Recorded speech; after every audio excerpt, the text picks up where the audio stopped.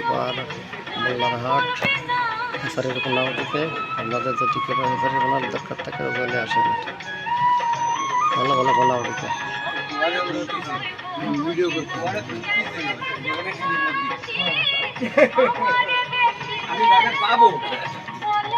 এলো আমার মামু মার ভাই পালের খন্ড এলো আমার মার ভাই। ওই মামা এবার ফেরেন এলো আমার মামা আমার মার ভাই মার আপন ভাই আমার মামা পালের খন্ড নিবাসী।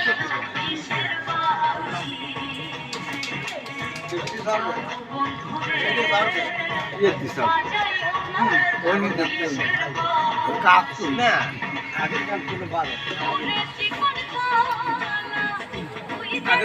নাই।